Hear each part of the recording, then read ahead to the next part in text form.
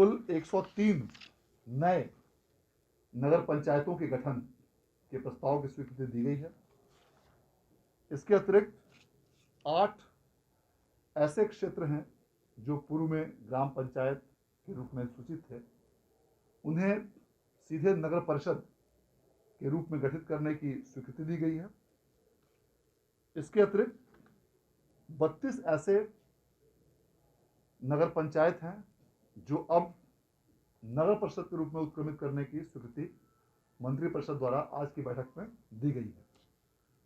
और इनके अलावा 5 ऐसे नगर परिषद हैं जिन्हें नगर निगम के रूप में उत्क्रमित करने की स्वीकृति आज मंत्रिपरिषद द्वारा दी गई। और 12 ऐसे नगर निकाय हैं जिसमें मूलतः नगर परिषद और नगर निगम शामिल हैं। इन नगर निकायों के क्षेत्र विस्तार की स्वीकृति आज मंत्रिपरिषद द्वारा दी गई है। इस प्रकार इन सभी नए प्रस्तावों की संख्या को मिलाकर कुल 160 ऐसे प्रस्तावों की स्वीकृति आज राज्य मंत्रिपरिषद द्वारा दी गई, जिसकी आलोक में अधिसूचना विभाग द्वारा निर्गत कर दी गई है।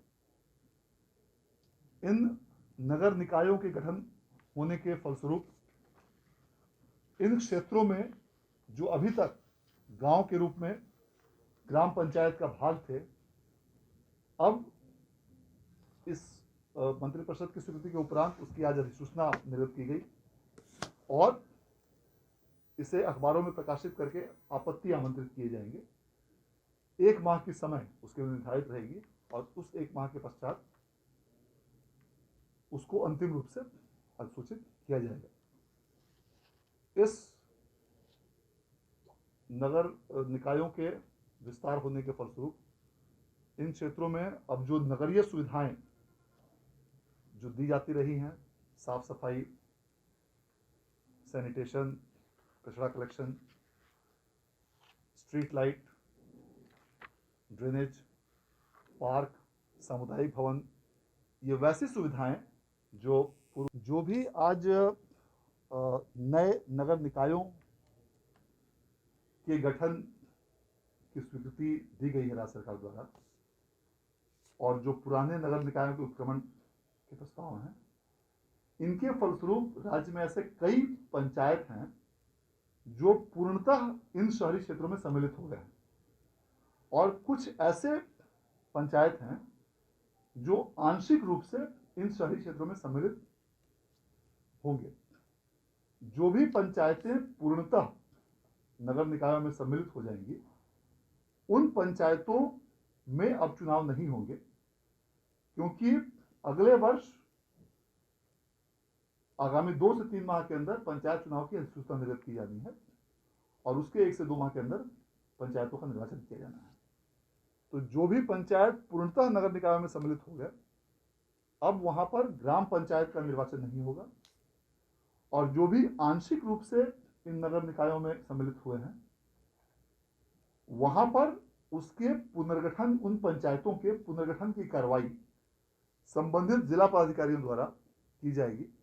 और इसके लिए भी राज्य सरकार द्वारा अलग से पंचायती राज विभाग द्वारा अलग से निर्देश सभी जिला पदाधिकारियों को दिए गए हैं कि आगामी कुछ ही दिनों के अंदर उन पंचायतों का भी पुनर्गठन किया जाए जो कि आंशिक रूप से शहरी क्षेत्र में सम्मिलित हो चुके हैं और आंशिक रूप से अभी भी ग्राम पंचायत का हिस्सा है।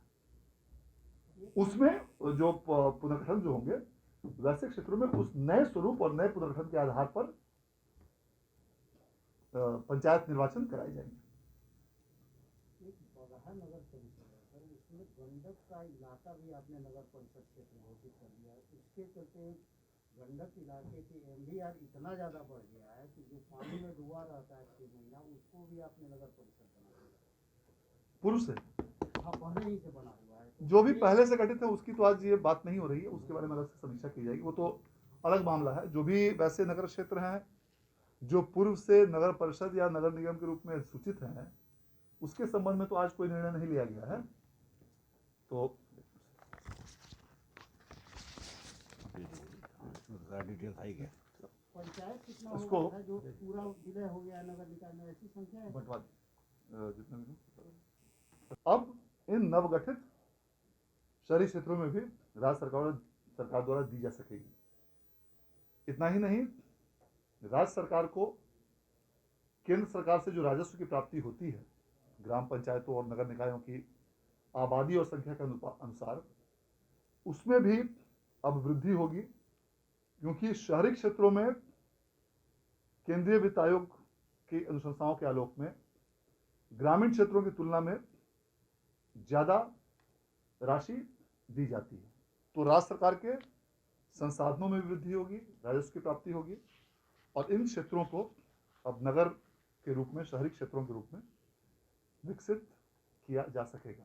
इस प्रकार आज राज्य मंत्रिपरिषद द्वारा इस अत्यंत महत्वपूर्ण प्रस्ताव की स्वीकृति आज की बैठक में दी गई, जिसके उपरांत आज विभागीय अधिसूचना निर्गत कर दी गई है और आज से लेकर कल से लेकर आगामी 30 दिन तक उसमें आपत्ति आमंत्रित की जाएगी। धन्यवाद।